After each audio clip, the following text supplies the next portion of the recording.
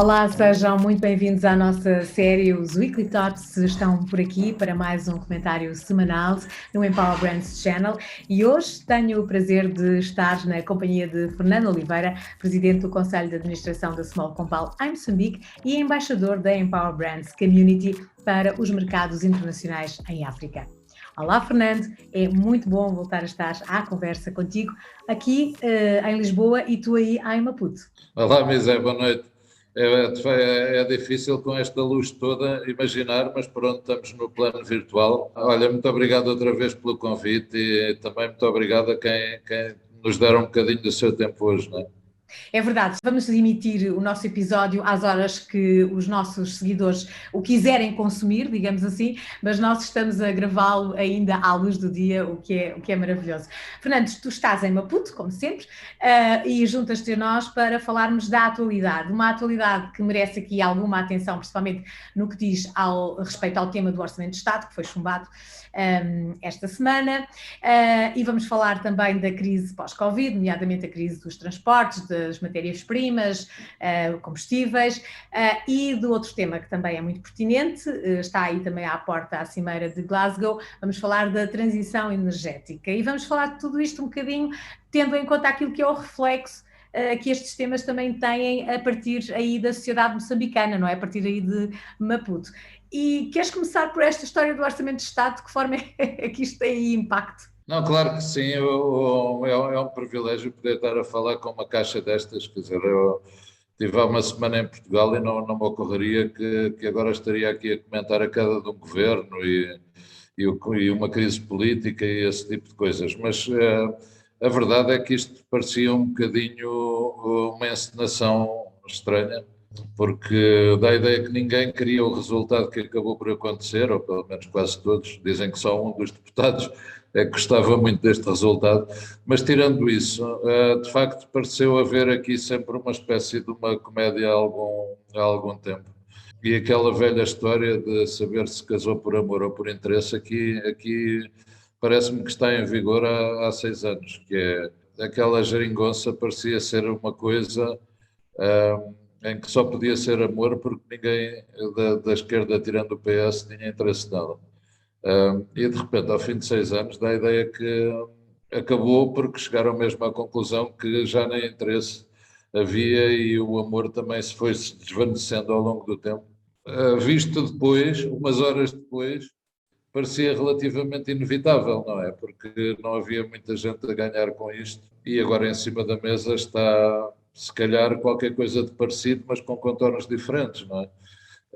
Portanto, esta crise tem de facto aqui um impacto que é político, que é imediato, as pessoas vão ser chamadas a votar em breve, mas depois tem um outro contexto que eu, de facto, já há algum tempo que me inquieto, que é perceber como é que se pode gastar tanta energia todos os anos a discutir mais 1% aqui, 2% ali, dá a ideia que a única coisa que se consegue discutir são mesmo aqueles bocadinhos que sobram para aqueles grupos de interesses específicos que se formam naquele momento ocasional, porque tudo o resto, os 90 e tal por cento do resto da despesa parece já estar todo decidido há imenso tempo e não haver nada a fazer. Isso preocupa-me um bocadinho na medida em que todos os anos achamos normal meter mais 2, 3, 5, 10, 20% de déficit em cima daquilo que já era a dívida antiga. E faz-me um bocadinho de confusão porque eu sei que não há magia aqui e, portanto, as coisas um dia vão ser pagas pelos meus filhos e netos. E dá a ideia que estas decisõezinhas todas que vamos tomando, agora é a TAP, ontem foram os bancos, amanhã é outra coisa qualquer, todas estas decisõezinhas que vamos tomando, nós estamos sistematicamente a pedir emprestado aos nossos filhos e netos e não lhes pedimos autorização.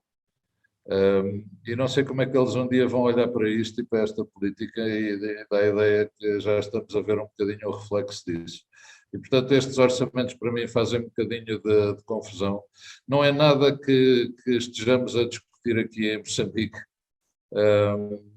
O enquadramento político é completamente diferente. Temos um partido que governa desde a independência e é sempre o mesmo. E, portanto, as opções e as alternativas não são muito visíveis.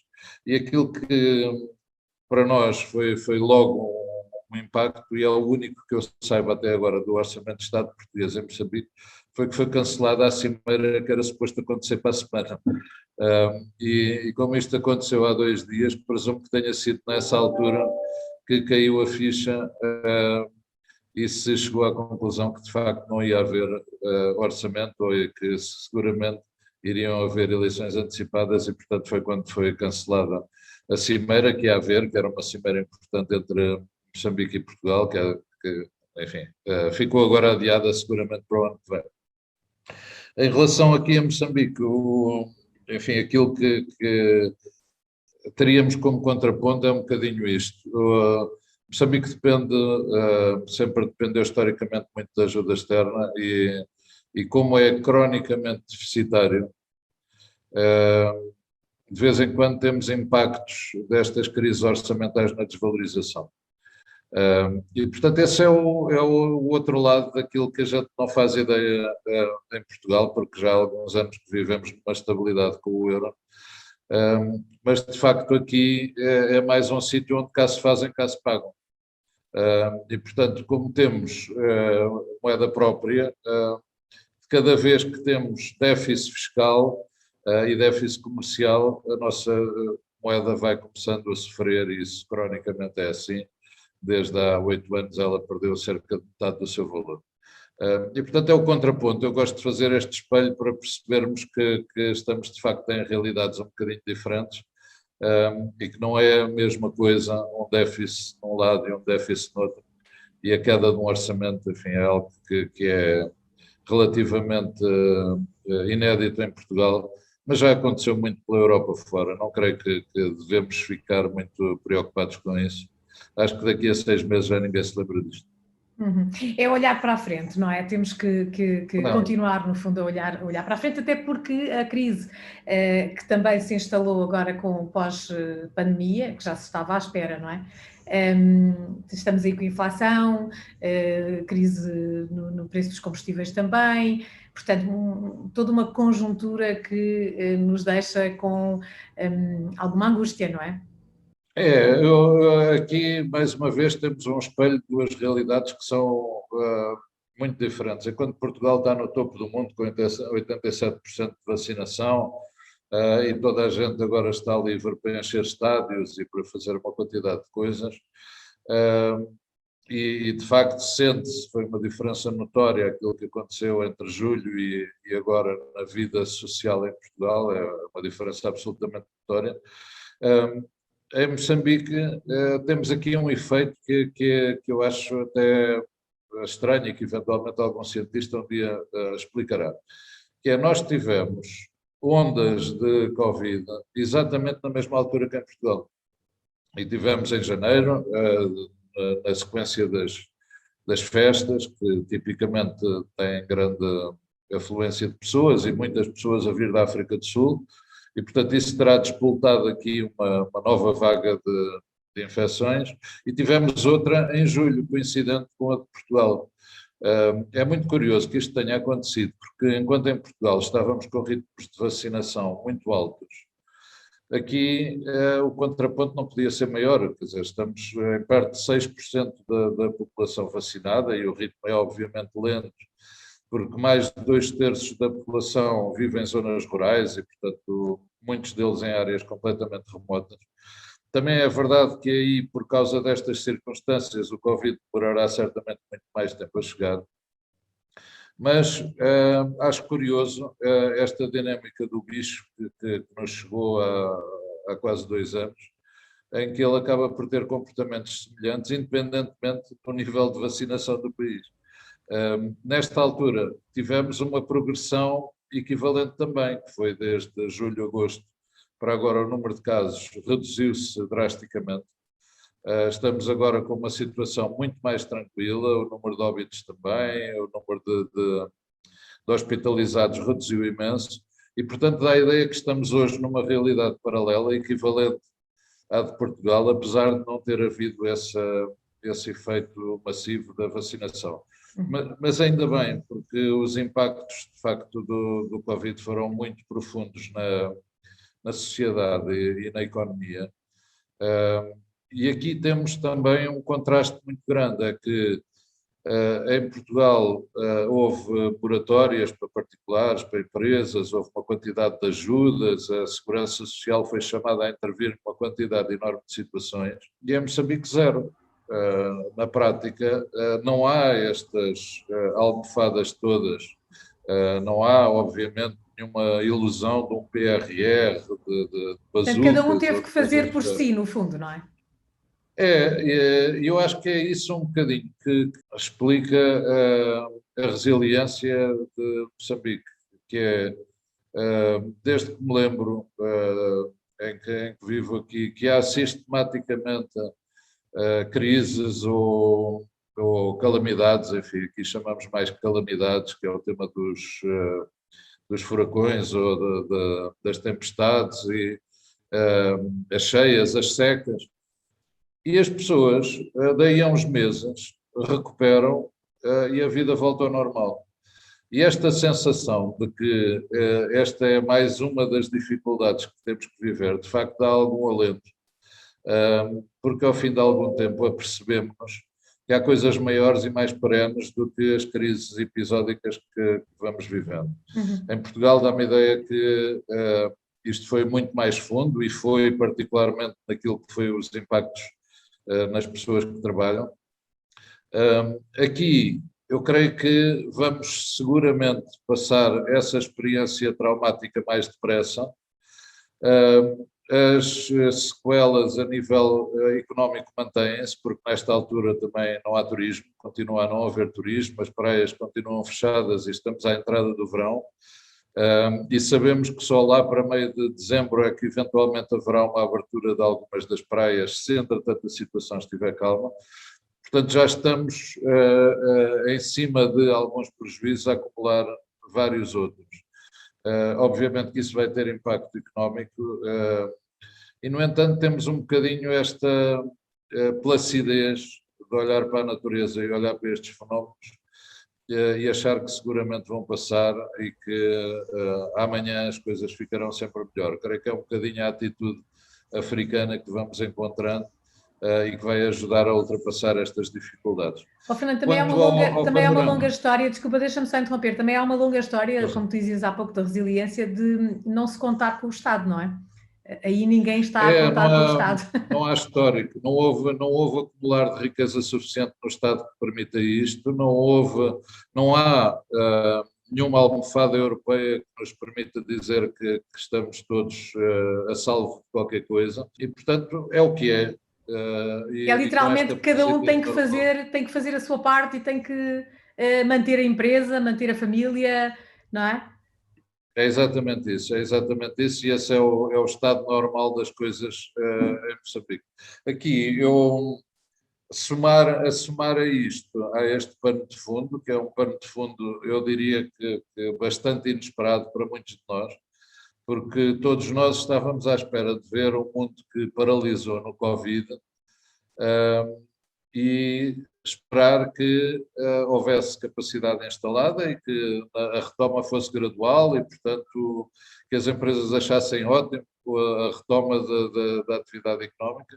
E, no entanto, de repente, parece que tudo desaba sobre nós, quer dizer, até os combustíveis, que era suposto estarem em baixa, estão radicalmente em alta, atrás dele vêm os transportes, as cadeias de abastecimento completamente estrambelhadas, com contentores na China ou noutro sítio em que não fazem falta, e de repente eu acho que esse vai ser mais um impacto, que eu acho que seguramente se vai sentir mais nos países mais desenvolvidos e organizados, porque se nos faltar aquela marcazinha de dentífrico, para nós é uma crise, não é? Em Portugal. Se por acaso aquela bebida não estiver disponível àquela hora ou com aquela temperatura, isso é uma crise. Pronto, aqui as crises são um bocadinho maiores e, portanto, eu acho que vamos evidentemente sentir falta de vários bens e produtos, mas aquilo que vai ser pior vai ser o efeito da inflação, que é inevitável porque a grande maior parte daquilo que se consome no país é importado. E, portanto, com toda esta inflação importada, isso vai ter um impacto evidente no custo de vida e, portanto, na capacidade das pessoas poderem fazer face a este bocadinho que parecia bom do pós-Covid, mas claramente ainda temos aqui mais umas voltinhas para dar neste carroção. Uhum. E falando em voltinhas em carrossel, vamos falar também de um tema que é a energia, a transição energética. Está aí à porta a Cimeira de Glasgow, mais uma cimeira para se falar das alterações climáticas e tentar que se arranje aqui um compromisso sério entre as economias mais fortes. Como é que este tema também, em contraponto, é visto aí? Olha, aqui eu acho que temos aqui uma realidade que não podia ser mais dispara. Este é um país que produz tudo aquilo que o resto do mundo diz que já não quer. O maior exportador nacional é uma empresa que produz carvão. Nesta altura a empresa tem capitais brasileiros e está à venda, portanto não sabemos exatamente quem ficará com ela no fim do ano, mas antevê-se que vai trocar de mãos, mas ao trocar de mãos haverá que continuar a exploração do carvão. E, portanto, sendo esse que está, digamos, no extremo da escala das formas de produzir energia mais poluentes, de facto, vai ter impacto, obviamente, em Moçambique no dia em que isso deixar de acontecer. E temos em pipeline 2 megaprojetos de gás natural, que esses sim há a expectativa de que mudem radicalmente o panorama económico de Moçambique, porque são investimentos de uma dimensão colossal, mais de 50 bilhões de dólares num relativo curto espaço de tempo. Esses estão on hold nesta altura por 2 razões diferentes. A Total, que tem um investimento de 20 e tal bilhões de dólares, está nesta altura à espera que se resolvam os temas de segurança em Cabo Delgado. Portanto, há tropas estrangeiras e nacionais que estão a tentar limpar o mais possível Cabo Delgado dos temas de terrorismo que apareceram desde 2017-18. E, nesta altura, ainda não há retoma das atividades. E, portanto, vai depender de condições internas, que são estas de segurança, saber se vai ou não haver a retoma da exploração da Total. Por outro lado, a Exxon, creio que mais por razões exógenas, mais deles, mais desta transição energética, também pôs um travão e, nesta altura, um stand-by no seu projeto, que é um projeto ainda maior de exploração de gás natural, também em Cabo Delgado, mas a Exxon, enfim, inclusive tem agora no seu board ambientalistas e tem um plano de transição energética, portanto, terá de ir à procura de energias cada vez mais limpas. Intuitivamente, dir-se-ia que a transição pareceria ser do carvão para o petróleo e do petróleo para o gás e, portanto, o gás parece vir a ter aqui um papel muito relevante ainda nesta transição que ainda vai demorar aqui algumas 2 ou 3 etapas. Pareceria que sim. E, no entanto, como há vários projetos espalhados pelo mundo, afinal de contas, estes também podem vir a ser uma vítima dessas decisões estratégicas ou não sabemos, obviamente não está nas nossas mãos saber isso. As negociações e os contactos continuam, mas uma coisa é certa, este pano de fundo está sobre uma economia e um país em que a energia, de facto, é chave. E para se ter uma ideia, Moçambique é um dos grandes abastecedores de energia aqui na região, particularmente ao hinterland, ao Zimbábue e à África do Sul, devido à sua produção hídrica de Cabora Bassa, um projeto que já tem alguns anos e que, de facto, continua a produzir energia para a região. Portanto, esta transição aqui tem esse impacto. Naturalmente, todas estas evoluções fazem um bocadinho também de confusão, ainda perceber como é que vão acabar. Quer dizer, nesta altura, as expectativas, os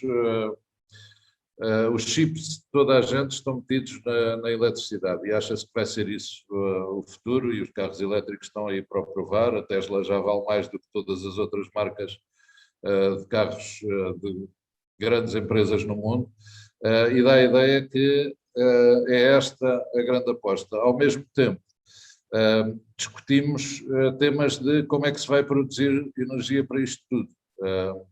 E sobram depois as únicas soluções e as mais clássicas, que são os combustíveis fósseis, que pelos vistos vão ficar connosco ainda durante mais algum tempo.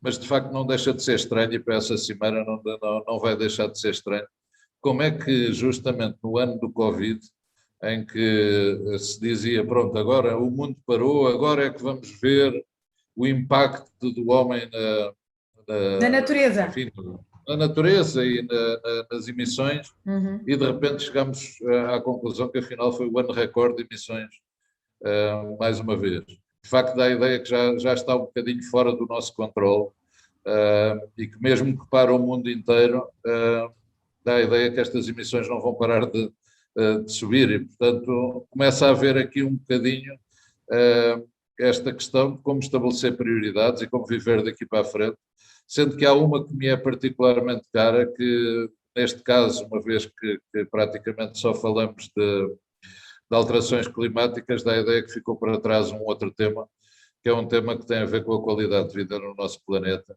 e que tem a ver com a poluição. E essa dá a ideia que não vai parar, e uma vez que a prioridade já não está para aí virada, se calhar até vai subir, o que é uma pena para todos nós. Sem dúvida, um mundo a várias velocidades, não é? Moçambique também acaba por mostrar isso, esta transição energética acaba por estar a acontecer com velocidades completamente diferentes, não é? Como é que vamos terminar este nosso comentário? Que sugestão é que tu nos queres deixar? Vou-te deixar uma sugestão para leitura, que é daquelas que é inevitável.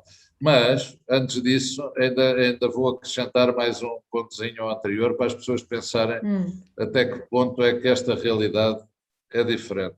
Nós, em Portugal, discutimos, ainda no outro dia, havia alguém que explicava qual é que era o custo de levar um carro elétrico desde Lisboa ao Porto, etc. Eu acho que ainda vai demorar várias gerações, ou pelo menos muitos anos, até que apareça o primeiro carro elétrico em Moçambique. Não há hipótese.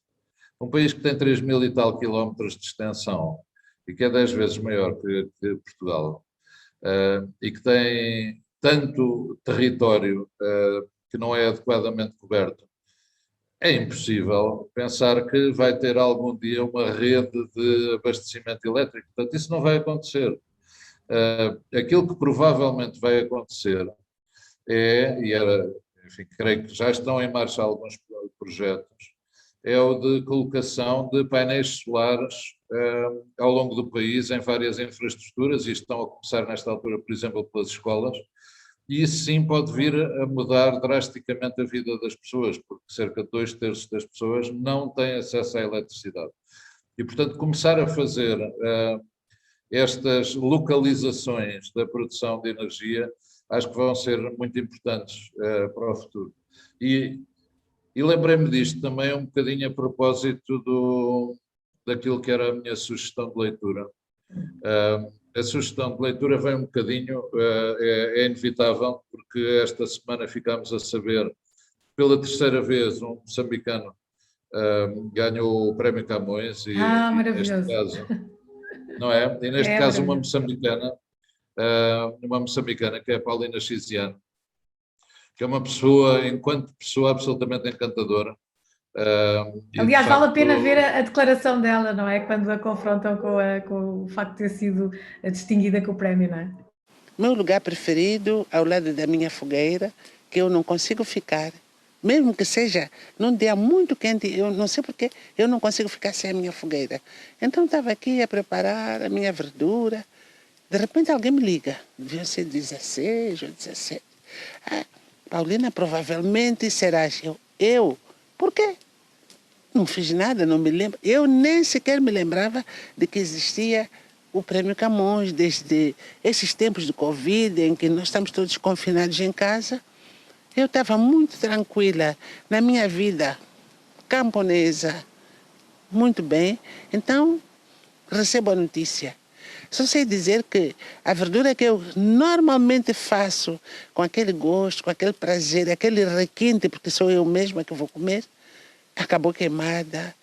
Nem cheguei de provar, nem sei que sabor deve ter, porque fiquei assim meio transtornada. Deus, o que é que está a acontecer? Mas ok, de toda forma, foi uma informação feliz. Não, eu acho genial, quer dizer, a ideia de que alguém que quando recebe um prémio, uma distinção destas, que a coloca de facto num patamar completamente ímpar, ficar preocupada porque ficou tão emocionada que deixou queimar as couves, de facto diz tudo sobre a pureza e de facto a dimensão humana de uma pessoa como estas. Eu não conheço muito da obra dela, eu li apenas um livro que é lindíssimo, que é a Balada de Amor ao Vento.